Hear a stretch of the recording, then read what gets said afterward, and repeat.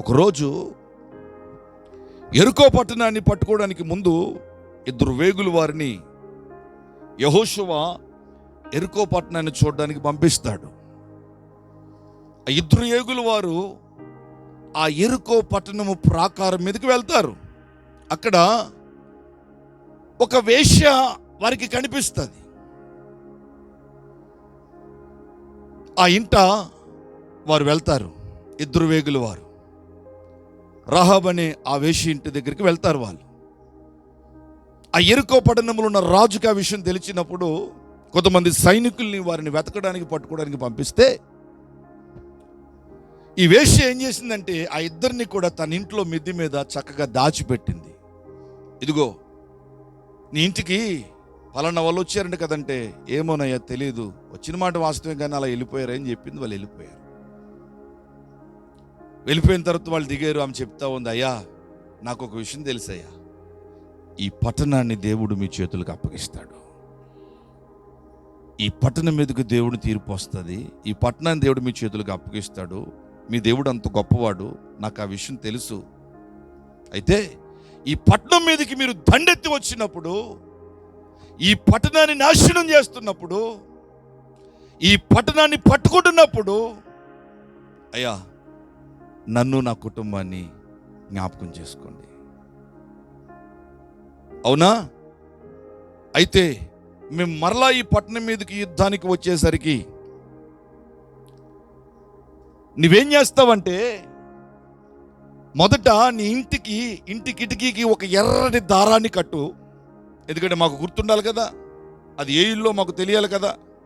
Maybe ఒకవేళ ఇంకా అనేకమైన ఇల్లులు ఉన్నాయేమో మనకు తెలియదు. సరే, నీ ఇంటి కిటికీకి ఒక ఎర్రటి దారాన్ని కట్టు.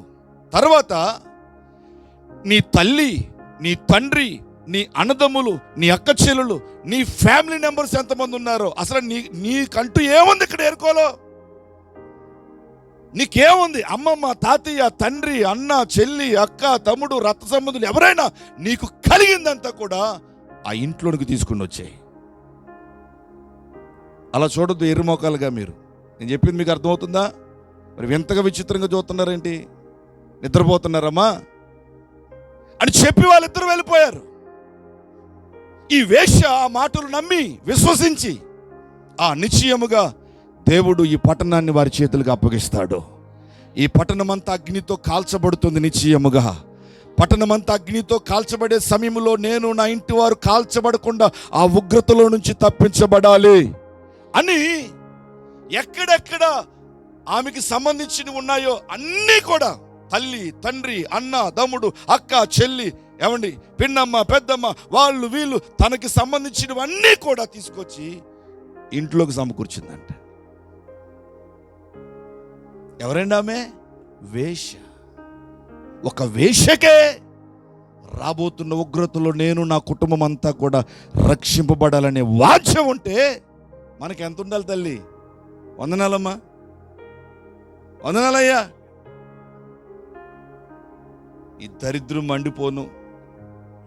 నీ ధ్యాస, నీ ఆలోచన, నీ తపన దేని మీద? ఒక వేశ్యకున్న తపన ఏంటంటే, నా ఇంటికి వచ్చిన వారు సామాన్యులు కాదు, దైవజనులు, వారు చెప్పింది జరుగుతుంది, ఖచ్చితంగా యెరికో పట్టణం మీదకి అగ్ని ఉగ్రత వచ్చి తీరుతుంది, వారి దేవుడు ఈ పట్టణాన్ని వారి చేతులకు అప్పగిస్తాడు, శపించబడిన యెరికో పట్టణం అంతా అగ్ని చేత దేవుడు కాల్చేస్తాడు, ఖచ్చితంగా అది జరుగుతుంది. అమ్మో, అప్పుడు నేను నా కుటుంబం అంతా కూడా రక్షించబడాలి అని వారు చెప్పినట్లుగానే ఎర్రటి దారం కట్టేసిందంట. ఏం కట్టిందమ్మా? చెప్పాలి, అందరూ కూడా చెప్పాలి, ముగించేస్తాను. ఎర్రటి దారం కట్టేసింది.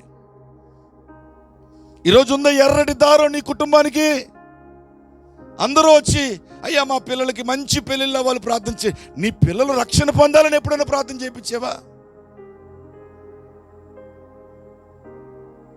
నా పిల్లలు రక్షణ పొందాలయ్యా, నా కుటుంబం రక్షణ పొందాలయ్యా, నా భర్త మారు మనసు పొంది రక్షణ పొందాలి. ఒకవేళ యేసయ్య ఈ రాత్రి వచ్చేస్తే నేను ఎత్తబడతాను, నా పిల్లలు, నా భర్త విడవబడిపోతారు. అయ్యో, మిగతా ప్రార్థనాంశాలన్నీ ముందు పక్కన, ముందు నేను నా ఇంటి వారు రక్షణ పొందుకోవాలి నాయన. ఇది లేదండి చాలా మందికి. మీకుంటే మీరు ధన్యులమ్మ, మీ అందరికి వందనాలు.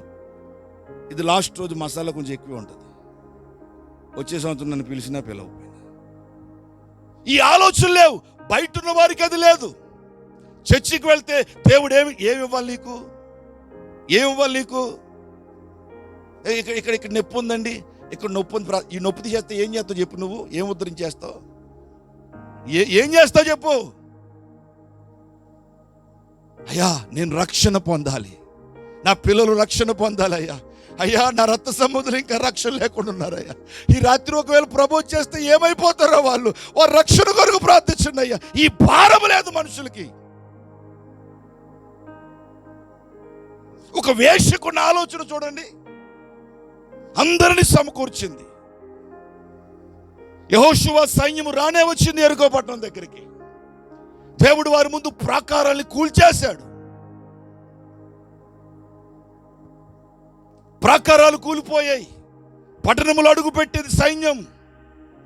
దేవుడు చెప్పినట్లుగానే ఆ పట్టణం అంతా కూడా అగ్ని చేత కాల్చబడిపోతా ఉంది. యెహోషువ గ్రంథం మీరు చదవండి. ఆ పట్టణం అంతా అగ్ని చేత కాలిపోతున్నప్పుడు ఆ ఉగ్రతలో నుంచి వేషనబడుతున్న రాహాబు వారి కుటుంబం అంతా కూడా రక్షింపబడిపోయారంట. మనుష్య కుమారుని రాకడ దినాలు కూడా అలాగే ఉంటాయి. తిట్టుకునే టైం కాదు, కొట్టుకునే టైం కాదు, దీని గురించి మాట్లాడుకునే టైం కాదు. ప్రజలు రక్షణ, భారం, బాధ్యత. ఎంత ఎక్కువగా రక్షణ అనబడుతున్న వాడలోనికి నువ్వు సమకూర్చగలుగుతావో పగలనక రాత్రికి ముందు ఆ పని చేయాలి.